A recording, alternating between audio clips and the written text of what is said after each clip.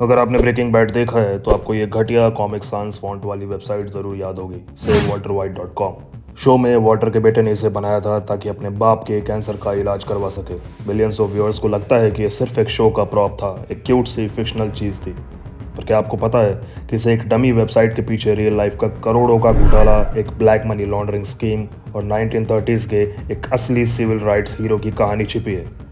Internet पे आजकल लोग सर्च कर रहे हैं सेव वॉल्टर वाइट हाइजेनबर्ग, और उनके सामने जो सच आ रहा है वो होश उड़ाने वाला है।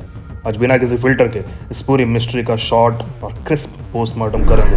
बैठिए और देखिए कि इंटरनेट आपसे क्या छुपा रहा है। पहले बात करते हैं शो की।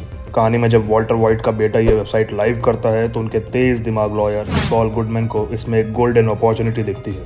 ड्रग बिजनेस से कमाया हुआ काला पैसा ठिकाने लगाने का चांस, यानी प्योर मनी लॉन्ड्रिंग।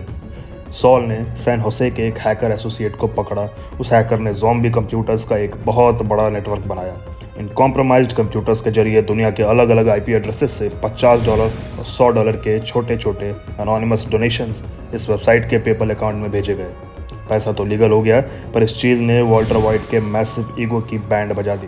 वो खुद को हाइजेनबर्ग समझता था, एक डेंजरस ड्रग लॉर्ड, पर दुनिया के सामने भी एक लाचार बेबस बेचारा बन चुका था जो पब्लिक की भीख पर जिंदा था। जब भी उसके लैपटॉप पर डोनेशन की घंटी बजती थी, वॉल्टर का खून खौल जाता था। अब आते हैं रियल वर्ल्ड पर। कहानी और भी गंदी हो जाती है। 2009 में शो का चैनल AMC सोचा कि चलो फैंस के लिए रियल में www.savewalterwhite.com बनाते हैं।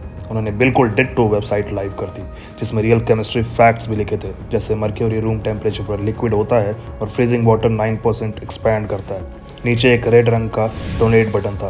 फैंस ने सोचा चलो रियल में मदद करते हैं, और क्लिक करने पर वो रीडायरेक्ट होता था एक असली रजिस्टर्ड चैरिटी पर, जिसका नाम था national cancer coalition NCC।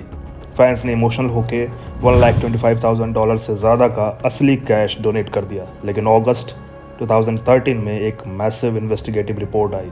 Tampa Bay times ने NCC को अमेरिकाज वर्स्ट चैरिटीज़ की लिस्ट में 21st रैंक पर डाल दिया। पता है क्यों?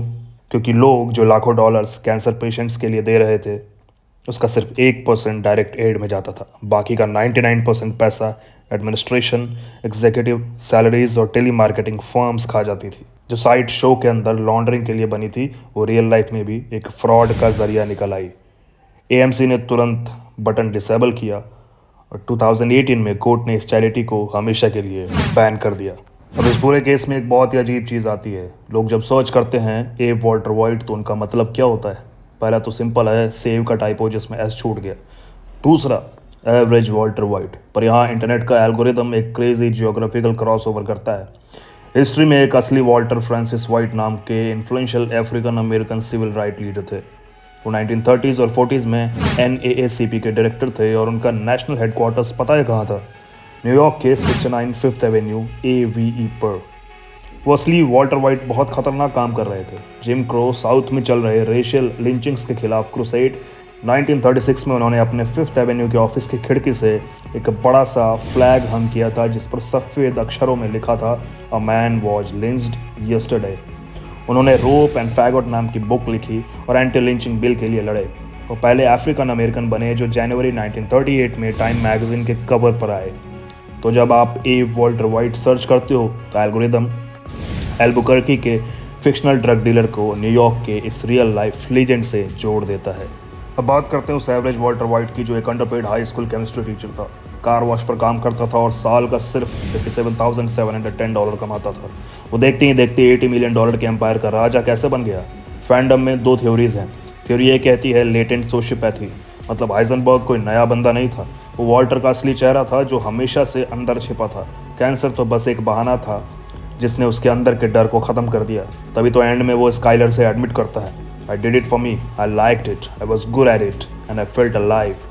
थ्योरी भी कहती है इंक्रीमेंटल डीके, यानी वो शुरू में नॉर्मल था पर हालात ने उसे धीरे धीरे बदला। सीजन 1 में क्रेजी 8 को ब्रोकन प्लेट से मारना, सीजन 2 में जेन को चोक होके मरते हुए देखना, सीजन 3 में गेल का मर्डर ऑर्डर करना, और सीजन 4 में एक छोटे बच्चे ब्रॉक को पॉइजन देना। हर एक मोरल कॉम्प्रोमाइज़ के साथ उसका बचा खुचा ज़मीर मरता गया और एवरेज टीचर हमेशा के लिए गायब हो गया।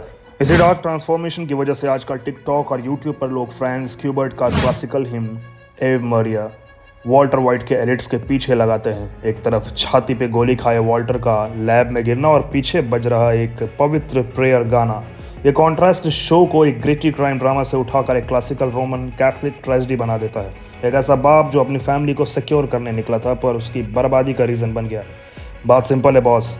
ब्रेकिंग बैड ने 2010 से पहले ही आज के गो फंड मी और क्राउड फंडिंग के मेडिकल क्राइसिस वाले दौर को प्रेडिक्ट कर दिया था। फिक्शनल स्टोरी ने रियल वर्ल्ड में परमानेंट फुटप्रिंट छोड़ दिया।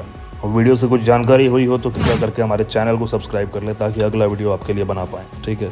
और ये जितनी भी बातें मैंने बताई है वो नोट डाउन कर लो, नोट्स में या कहीं भी, ज़रूरी है, काम देगा।